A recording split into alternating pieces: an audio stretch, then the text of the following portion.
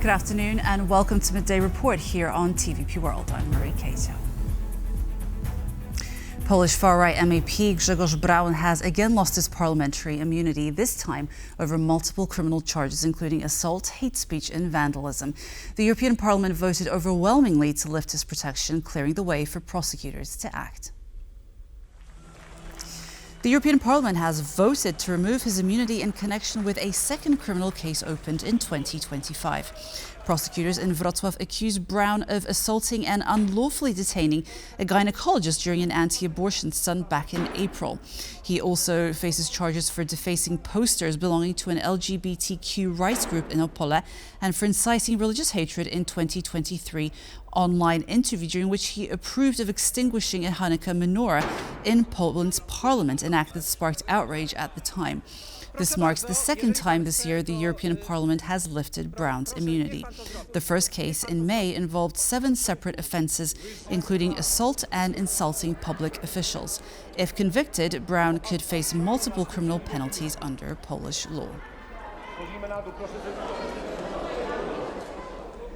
EU finance ministers are meeting today to decide how to fund Ukraine for the next 2 years. One option, backed by the European Commission, is a loan secured by Russian state assets frozen at Euroclear in Brussels. Now for a report by our EU correspondent Angela Skujins in Brussels with the details.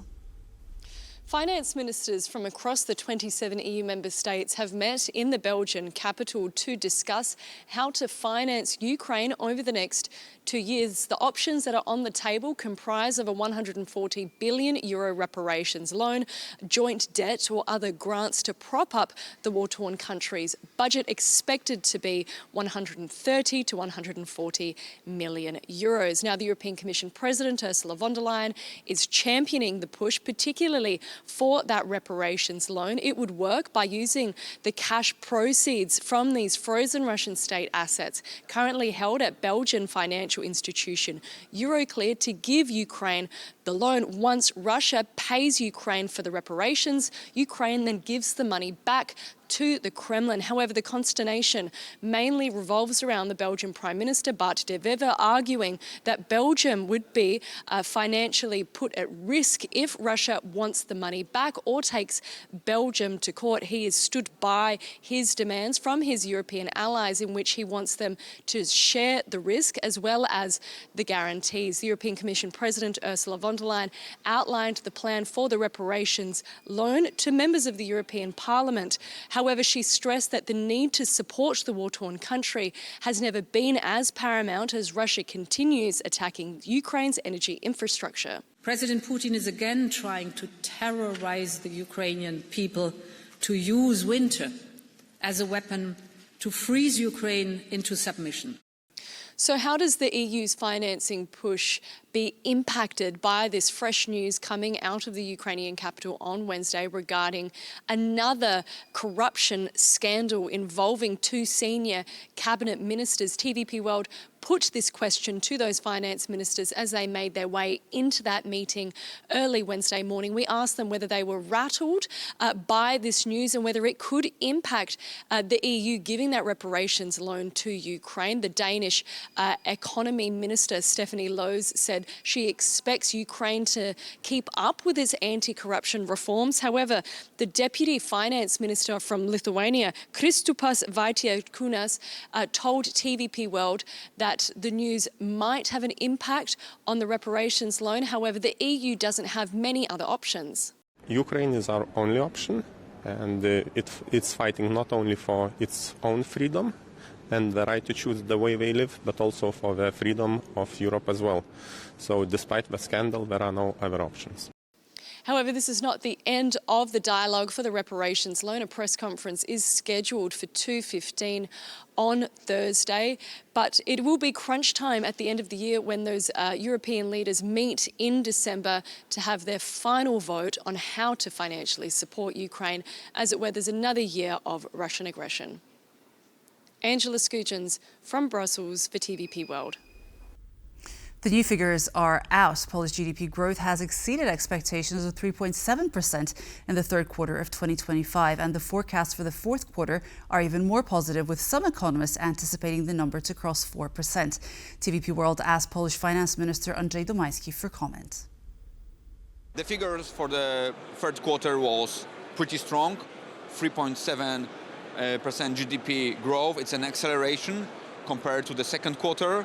Having said that, I truly believe that we can accelerate further and that 2026 will be a really good year for the Polish economy. Right now, we expect GDP growth to be 3.5, maybe 3.6 next year on average. And we see that there are more and more engines of GDP growth. It's not only based on the retail sales, as was in the previous quarters. We see there are more and more investments of private companies. On Thursday, Belarusian President Alexander Lukashenko publicly urged his ministers to accelerate the process of restoring normal relations with the Lithuanian side. But despite this rhetoric, the office of Lithuania's Prime Minister reported that consent to open a humanitarian corridor has been denied by Belarus, and Lithuanian truckers remain hostage. Over 1,100 Lithuanian trucks are still in Belarus following Lithuania's closure of the border between the two countries. Now, they've been stranded there for days, and now Minsk has funneled the trucks into a parking lot where it'll be charging them 120 euros per day. Of course, those who fail to pay the fees will risk having the trucks confiscated. This according to a decree signed last week by Belarusian dictator Alexander Lukashenko himself. If they don't do it in the next few days, we will make a decision, as the Ministry of Foreign Affairs has stated, in accordance with our law, up to the confiscation of the vehicles. They can't just loiter on the roads. 1,100 or 1,200 big trucks that were parked somewhere out there. Lithuanian officials shut the border last month in response to constant incursions into its airspace by smuggling balloons coming out of Belarus. Now, a number of these incursions had forced the Lithuanian authorities to close the country's major airports numerous times in the past month. These actions are clearly an attempt to pressure us, but I believe our response has been appropriate. We are facing a hybrid attack. Even hot air balloons carrying contraband are being launched against us, which is now disrupting civil aviation. Lukashenko, of course, would like Vilnius to reopen the borders completely and return to business as usual. However, he refuses to do anything about the hybrid attacks. So it looks like this dispute is nowhere near resolved. The Lithuanians, for now, are trying to get a humanitarian evacuation corridor open for drivers. We will continue to appeal to the Belarusian authorities at the level of senior border officials to open 2 border crossing points for the evacuation corridor on both sides. We are awaiting their response. Until then, the Lithuanian Road Carriers Association suggests leaving the trucks stranded could cause losses of up to 18 million euro per month. I don't know how they speak between countries, but I think we need to make a second step.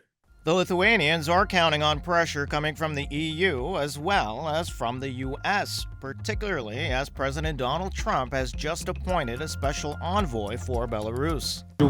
I welcome the appointment of John Cole as the new U.S. Special Envoy to Belarus. I will meet with him today to discuss key issues of mutual concern, including how the Belarusian regime continues to instrumentalize various situations to increase pressure on Lithuania. We will discuss the measures and policies we should adopt in response.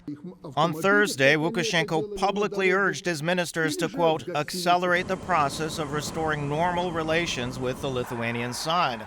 But despite this rhetoric, Lithuania's Prime Minister's office reported on Thursday that consent to open the humanitarian corridor has been denied by Belarus, and Lithuanian truckers remain hostage.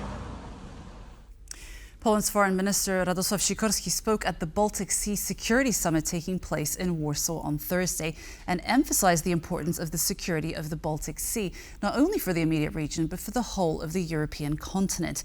He also said that this European safety is contingent on successful European collaboration. TVP World's defense correspondent Zuzanna Jurek reports. Strengthening the defence and deterrence capabilities of the Baltic Sea through cooperation is the key message reverberating through the Baltic Sea Security event, which took place on Thursday in the Polish Senate. As part of this, the Polish Foreign Minister emphasised the need to increase the unity of the Baltic Sea states, that is Nordic, Baltics as well as Poland, both in international formats such as NATO alliance, as well as regional formats such as the NB9 format. Additionally, he emphasised that strengthening of this regional unity is something that is becoming more and more accepted by other countries in the region. Over a year ago, German Defense Minister Boris Pistorius argued that, and I quote, "The security of the Baltic region is tied directly to the security of the whole of Europe." And I agree. It's one of the most important areas where the fate of our continent and consequently the world will be decided, as the global order currently finds itself in a state of transition. The reality we live in the future depends on how well our countries will be able to work together. And as part of the deliberations on increasing the security in the Baltic Sea, the Polish Foreign Minister also emphasized that regional bodies such as the Baltic Sea States Council can play an imperative role, particularly when it comes to solutions to hybrid warfare currently being waged by Russia. He emphasized the role of this body when it comes to addressing the Russian shadow oil tanker fleet, which had proven a significant challenge for the EU as well as the US to address. To that end, he proposed the following solutions. These could involve, among other measures, stricter requirements for sharing of information about the insurance status of vessels crossing the Baltic Sea, closer collaboration with countries under whose flags these ships are sailing, increasing the number of patrols capable of boarding and inspecting these ships, and a gradual tightening of our own domestic laws. The main message, however, coming out from this event is that effective defense and deterrence rests on proactivity and unity of action. And this message was summed up in the following manner by the Foreign Minister, and that is, ask what not Moscow can do for you, but what you can do to Moscow. From Warsaw for TVP World, Zuzanna Jurek. Romanians have taken to the streets in their thousands to express their dissatisfaction with the latest austerity measures implemented by the government. The protests have been organised by the National Trade Union Bloc in response to the government's efforts to reduce the budget deficit. Paweł Trzaskowski reports. Thousands of protesters took to the streets of Bucharest to oppose Romania's latest austerity measures. These are mostly trade union workers who expect to be affected the most. They cut our salaries, our bonuses. We barely stay afloat with our salaries. Unions are calling for an increase in the national minimum wage as the cost of living in the country soars. Given that Romania's budget deficit exceeded 9% of the country's GDP in 2024, the government had to adopt a package of severe deficit reduction measures that included increasing the VAT rate. We have problems with prices in the economy because the measures adopted, the increase in VAT from 19 to 21%, plus unfreezing the energy market, these two measures combined generated inflation of almost 10%. The recently adopted measures also resulted in a wave of layoffs. Over 9,000 people lost their jobs in the first 9 months of 2025, 30% more than in the same period last year. Normally, there shouldn't be layoffs before the holidays. It's sad, very sad for this country. And more are expected to follow, as the government has announced plans to cut around 10% of administrative jobs, all in an effort to curb the country's budget deficit to at least 8.5% this year, still a far cry from the EU's 3% threshold. And that's all for Midday Report. Thank you for joining us, and stay tuned for more news and analysis on TVP World. Goodbye.